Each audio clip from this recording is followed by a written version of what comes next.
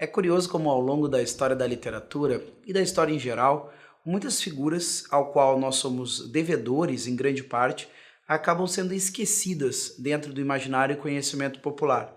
Talvez um dos casos seja esse autor que traremos em nosso congresso, que é George MacDonald. George MacDonald nasceu no condado de Aberdeen em 1824, na Escócia. Vem de uma família, cristã, de vertente calvinista, propriamente os congregacionistas, que é uma vertente do calvinismo que tem grande liberdade de autonomia em cada uma das suas comunidades. Diferente da Igreja da Escócia, não confundamos com a Igreja Presbiteriana Escocesa. George MacDonald vai se tornar depois ministro dentro dessa comunidade eclesial. George MacDonald vem de uma família que, apesar de estar os pais serem fazendeiros, ele tem na sua família estudiosos de cultura celta. E também um dado mais curioso, McDonald's, um nome bastante conhecido pelo grande público, em vista da rede fast food que leva esse nome, esse é também um clã das Terras Altas Escocesas, propriamente o lugar onde nasce George MacDonald, e nessas Terras Altas houve grandes conflitos relacionados à sucessão ao trono no contexto da Revolução Gloriosa. George MacDonald vem de um desses clãs das Terras Altas, os MacDonalds, que estiveram envolvidos nessas lutas. Em específico, nem digo uma batalha, na verdade foi um massacre, uma espécie de punição arbitrária da sucessão desse novo governo, dessa nova postura de reinado que havia na Grã-Bretanha, que é o famoso massacre de Glenty. Perdoe-me se a pronúncia pode não estar correta, certo? Mas é um fato acontecido onde essa família dos MacDonalds foi considerada muito tarda em apresentar sua lealdade aos novos monarcas, a rainha Mary e o rei William de Orange, e então acabaram sendo atacados, onde 38 membros dessa família acabam sendo mortos e uma série de outros membros acabam morrendo, em vista de que suas casas foram destruídas e dizimadas, e o frio intenso dessas regiões da Escócia teriam levado à morte entre uma média, os números variam, 40 a 60 pessoas. George MacDonald é descendente direto dessa clã atacado dentro desse processo da Revolução Gloriosa. Eu cito isso especialmente porque é interessante a gente construir esse universo aonde está inserido o nosso autor.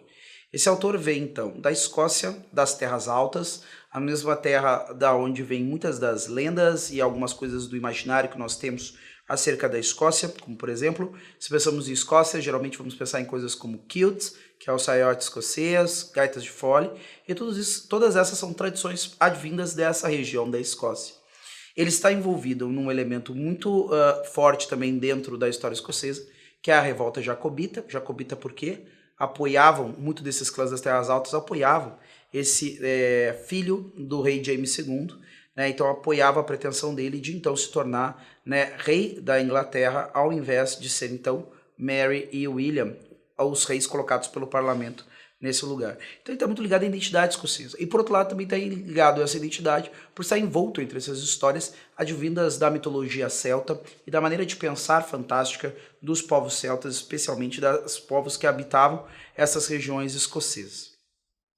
Dito isso, vale a pena lembrar, dirigir para onde se coloca, em que influências nós estamos falando que somos devedores de George MacDonald.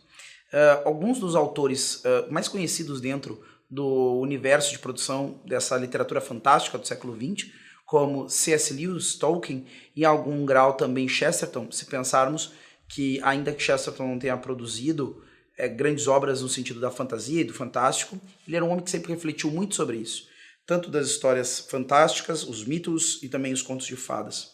Esses três autores, em algum grau, acabam se intercalando com George MacDonald e sendo influenciados por eles de maneira mais ou menos direta. Desses três que citamos, C.S. Lewis, sem dúvida nenhuma, foi o que tem em MacDonald um maior exemplo e quase mesmo um mestre. Ele fala isso com essas palavras mesmas. C.S. Lewis diz que tem em MacDonald um mestre, tanto na sua maneira de trazer e abordar o fantástico, que é uma releitura dessas maneiras de expressar elementos simbólicos e fantasiosos do mundo celta, mas também uma narrativa muito própria, e onde nós, se nós formos olhar, né, há duas grandes obras de George MacDonald.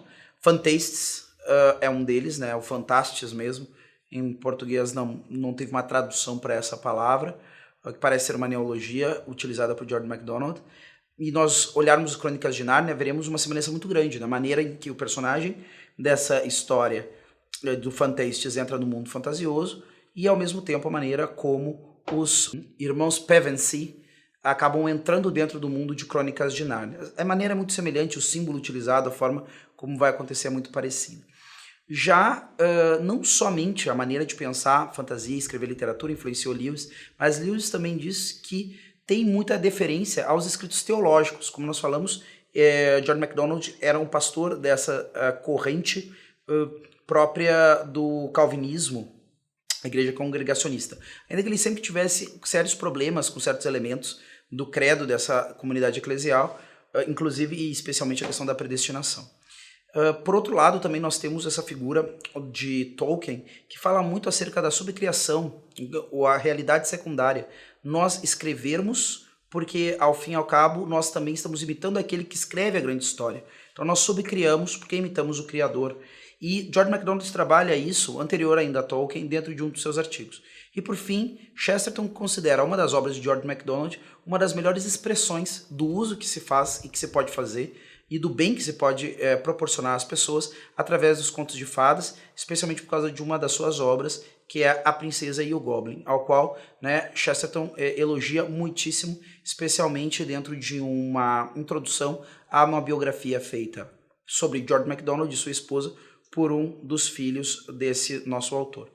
Então nós temos esses três autores, né, tendo uma diferença muito grande em relação a George MacDonald, e aí alguns poderiam perguntar, Rodrigo, é um autor, né, que está muito entranhado dentro de uma teologia e de um pensamento protestante. Tem lugar para ele dentro de um congresso de literatura católica? Bom, se nós paramos para pensar, esses dois autores que citamos, Chesterton e Tolkien, são dois autores católicos, conhecidos por isso, e que têm um papel muito relevante. Tolkien apresenta uma fantasia eivada de pensamento católico, e por outro lado, Chesterton é um dos maiores apologistas do século XX, ambos dentro do contexto católico. Bom, se um homem que empresta conceitos, ou influencia, ou tem o elogio de dois homens, né, que tem uma relevância tão grande para o papel da cultura enquanto enriquecida pelo pensamento católico, acreditamos que sim, é muito relevante conhecê-lo e então saber o que ele pode oferecer, quais as possibilidades e os limites das suas obras. Estaremos trabalhando, conversando mais sobre George MacDonald no Congresso de Literatura Católica.